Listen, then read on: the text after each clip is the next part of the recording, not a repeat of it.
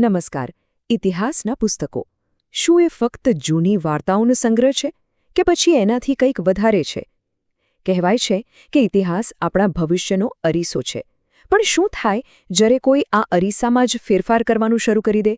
સવાલ એ છે કે શું આપણે ઇતિહાસને બદલી રહ્યા છીએ? ચાલો આ જ સવાલનો જવાબ શોધવા નીકળીએ.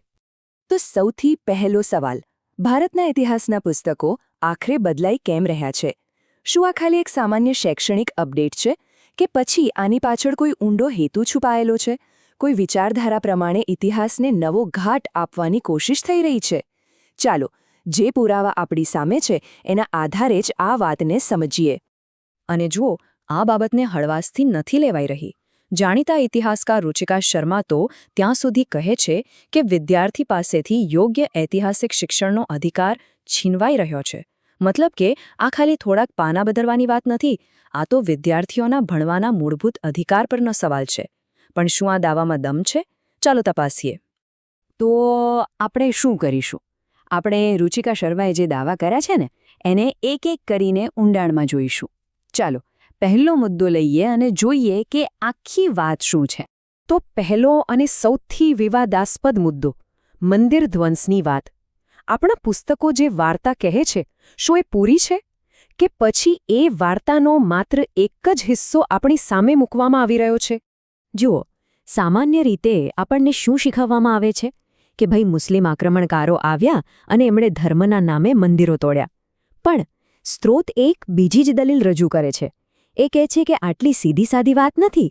મંદિર તૂટવા પાછળ રાજકારણ હતું, પૈસા હતા અને એમાં અલગ અલગ ધર્મના લોકો પણ સામેલ હતા. તો ચાલો આ બે અલગ અલગ વાર્તાઓને જરા બારીકાઈથી જોઈએ. અને અહીંયા એક ખરેખર ચોંકાવનારી વાત સામે આવે છે. સ્ત્રોત મુજબ પાઠ્યપુસ્તકોમાંથી અમુક વસ્તુઓ ગાયબ છે. જેમ કે મરાઠા સૈનિકોએ શૃંગેરી મઠ અને કુલીસ્વામી મઠ લૂંટ્યો હતો. કાશ્મીરના રાજા ક્ષેમગુપ્તે એક વિહાર સળગાવ્યું હતું. બંગાળના રાજા શશાંકે બૌદ્ધ સ્થળોનો નાશ કર્યો. તો સવાલ એ થાય કે જો મંદિર ધ્વંસની વાત કરવી જ છે તો પછી ફક્ત અમુક જ ઉદાહરણો કેમ? આ બધું ક્યાં ગયું? શું આ ઇતિહાસને એકતરફી બતાવવાની કોશિશ છે? એટલે કે વાત ખાલી ધર્મની હતી જ નહીં. એ સમયે મંદિરો એ તો આર્થિક કેન્દ્રો હતા, ખજાનાથી ભરેલા અને રાજકીય શક્તિના પ્રતીક પણ હતા. એટલે કોઈ મંદિર તોડવું એ માત્ર ધાર્મિક હુમલો નહોતો, એ દુશ્મનની આર્થિક અને રાજકીય કમર તોડવા બરાબર હતો. તો પૈસા અને સત્તા આ બે બહુ મોટા કારણો હતા જેને ઘણીવાર નજરઅંદાજ કરવામાં આવે છે.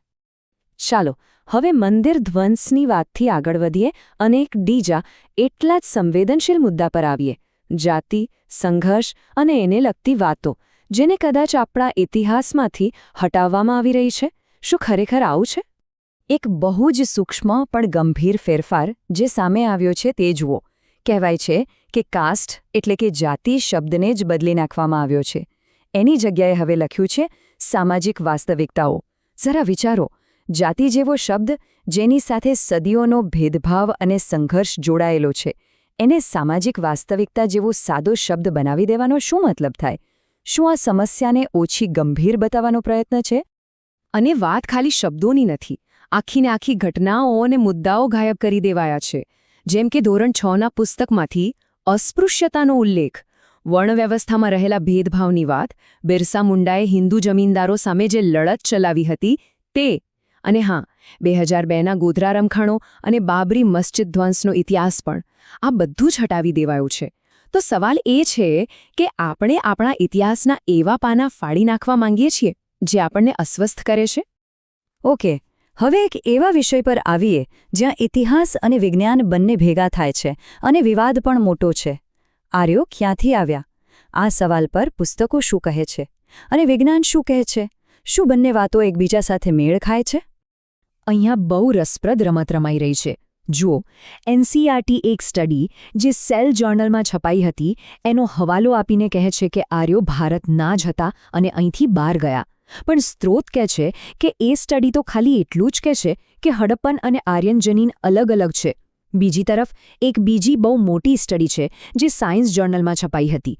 એ સ્પષ્ટપણે બતાવે છે કે આર્યન જનીન ભારતમાં ઈસવીસન પૂર્વે 1500ની આસપાસ ઈરાનથી આવ્યા. પણ આ બીજી સ્ટડીનો પુસ્તકોમાં ક્યાંય ઉલ્લેખ જ નથી. એને સંપૂર્ણપણે નજરઅંદાજ કરી દેવાય છે. તો શું આ અર્ધું સત્ય બતાવીને એક ચોક્કસ વાર્તા ઘડવાની કોશિશ નથી? ચાલો હવે એક બીજા પાસા પર નજર કરીએ, અને એ છે શબ્દોની પસંદગી. કેવી રીતે અલગ અલગ જૂથો માટે અલગ અલગ શબ્દો વાપરીને આખો દૃષ્ટિકોણ બદલી શકાય છે. જો જ્યારે શક, કુષાણ કે અહોમ જેવા બહારથી આવેલા જૂથોની વાત આવે છે, ત્યારે પુસ્તકોમાં સાંસ્કૃતિક આત્મસાથીકરણ જેવા શબ્દો વપરાય છે. મતલબ કે એ લોકો આવ્યા અને આપણી સંસ્કૃતિમાં ભળી ગયા. પણ જેવી સુલતાનો અને મુઘલોની વાત આવે છે તો શબ્દો બદલાઈ જાય છે. જીત્યું, લૂંટ, વિજય એમને ફક્ત આક્રમણકારી અને લૂંટારા તરીકે જ ચિતરવામાં આવે છે. શું આ એક જ પ્રકારના ઐતિહાસિક ઘટનાક્રમ માટે બેવડા માપદંડ નથી? અને આપણે એ ભૂલી જઈએ છીએ કે સુલતાનોને મુઘલોનું યોગદાન કેટલું મોટું છે. આજે આપણે જે કુર્તા શેરવાની પહેરીએ છીએ, જે સ્વાદથી સમોસા ખાઈએ છીએ, આપણી ગ્રેવીવાળી રસોઈ, ખેતી માટેનો પર્શિયન વ્હીલ, કાપડ વણવાનો ચરખો, આ બધું જ એ યુગની દેન છે. પણ સ્ત્રોત કહે છે કે આ બધી વાતોનો પુસ્તકોમાં કોઈ ઉલ્લેખ નથી. કેમ? અને આ વાત તો હદ કહેવાય.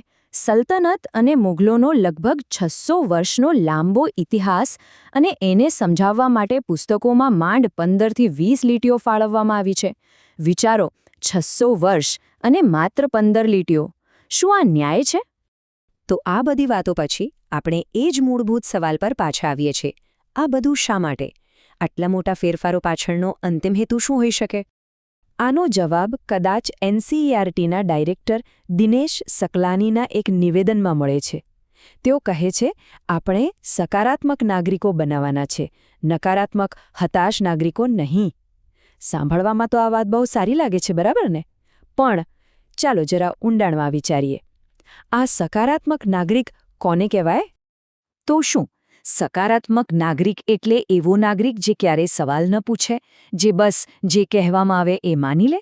અને નકારાત્મક નાગરિક એટલે એ જે સવાલ ઉઠાવે, જે તથ્યોને અને સંદર્ભને સમજવાનો પ્રયત્ન કરે, જે સત્તાને પડકારે? આ વ્યાખ્યા ખરેખર વિચારવા જેવી છે. અને અહીંયા જ સ્ત્રોતનો સૌથી મોટો દાવો આવે છે.